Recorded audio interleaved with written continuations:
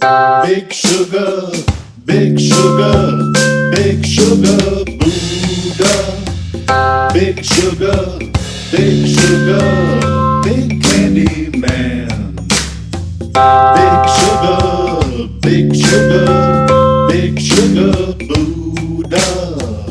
Big sugar, bringing the sweetness wherever he can. This is Big Sugar Buddha coming to you from the Zen Syndicate, spinning this tract for your consideration, titled Inspiration and Futility, Alternating Between the Poles, Part 1 of 8. This essay is an examination of the role inspiration has played in my creative life. It is the testimonial of a poet, a thinker, and an academic. It is a reflection on the ontology of inspiration, revealing how the natural liability to be inspired is an inherent feature of the human experience, an indelible aspect of our existence, and a constitutional element of our being. Inspiration is multifaceted, like a gemstone. This essay will address 4 facets of the inspired state: the moment of inspiration, the object of inspiration, the content of inspiration, and the inspired expression. It will treat what it means to be inspired. Now let me say this from the outset, because I do not wish to engender the misperception that my creative life has been an extended moment of awe, mystery, and transcendence. It has not. Because I do not wish to give that impression, this essay will also present a discussion of my struggles with the flip side of inspiration, the pervasive sense that my creative output is little more than an exercise in vanity, manifesting itself as a sense of futile self-absorption, a negativism that has dogged me with a cynical zeal throughout the whole of my life. In speaking of inspiration, let me also say this. I have a sharp sense for the inspired moment. At least I believe I do. I have sense enough to know that inspired moments come in many ways. They can be charming like the quarks of subatomica. They may be strange and they may be fuzzy. They are quirky and unpredictable. The inspired moment is attractive and alluring. Inspiration begins with catalysis. I cannot list all of the multifarious, multivalenced agents that have excited the many different templates at the core of my creative drive. But when the elements come together and the proper catalyst is present among the disparate experiences of things and beings that constitute the enduring track of my life, a change takes place. In those moments when memory interacts with the immediacy of consciousness and the whole experience is informed by the senses in real time, it is in that moment of concrescence that relationships become apparent that had never been discerned before, and then like alchemy or a flash in the pan, wham! There is a new creation. When the creative spirit comes, we feel its gravity, like a singularity forming. We may attenuate ourselves to its frequency, listen and watch while it warps time and space around it. We may relinquish all resistance and allow ourselves to be drawn into its mass. It is in this space, with the light of the cosmos bending around it, that the path toward the realization of our creative ambitions become clear. It is here, where the plan is formed, when the will becomes fixed on a specific set of steps. It is then that the creative endeavor begins. The action commences like the choreography of a dance. This is the inspired state of being, when burgeoning insight is precipitously balanced with the readiness to act. These moments come to all of us. We sense them before they arrive. It is wise to seize these moments, dwell within them, to linger in their space for a while. Understand this. True inspiration is more than a feeling. When the inspired moment comes, it comes with content.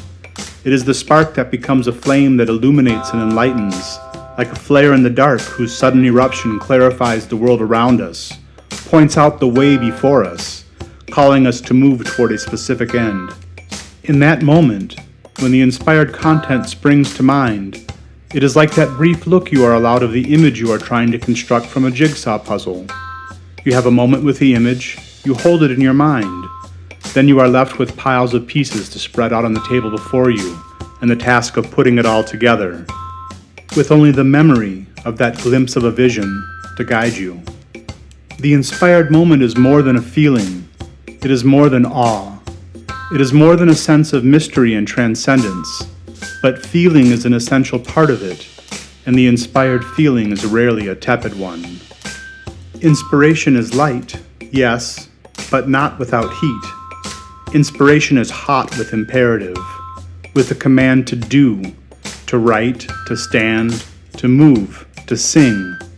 Inspiration is observable in the germination of a seed, fully formed in its flower and expressed completely in its fruit. Inspiration is a force. It is shocking and dynamic. Allow me to be literal for a moment and say this. Inspiration is the movement of the spirit within us, enlivening and vivifying our deepest self. It is as much a part of us as the air we breathe. We live to be inspired. Inspiration is, as the lexicon says, divine guidance or influence exerted directly on the soul of humankind. Therefore, to speak of inspiration in all of its parts, in all of its facets, is somewhat artificial, perhaps impossible. As if when speaking of a wave you can name its peak and its trough without acknowledging that the two are essentially one, alternating, changing modes of being. Be mindful. The inspired moment must be followed by a genuine enthusiasm for the work that lies ahead of it. Enthusiasm, another word that connotes the indwelling of the divine and creative spirit within us. When the inspired moment comes, we must make room for it in our hearts, allowing it to live within us. We must receive it enthusiastically, or it will wither and die. Inspiration comes in the form of a personal experience.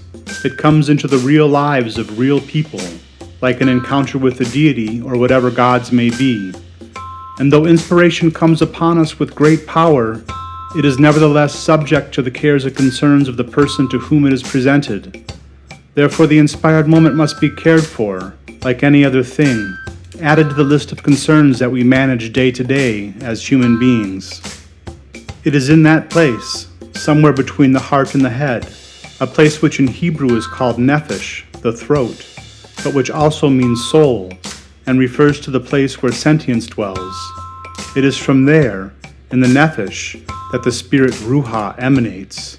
It is then, when our breath finds its voice and we speak, that we add our distinctiveness to the wind. This is Big Sugar Buddha, your neighborhood Buddha star, the Zen Syndicate's Buddha at Large, with a shout out to all my sugar babies, making philosophy relevant by speaking it out loud. Pure Land Ministry, Ahimsa, do no harm. Big sugar, big sugar, big sugar Buddha. Big sugar, big sugar, big candy man. Big sugar Buddha spitting licks with the Zen Syndicate. Now listen to this. Free your mind and your ass will follow. Desire is the cause of all suffering. The 4 simple precepts are these: right intention, right action, right relationship. Practice mindfulness in all things.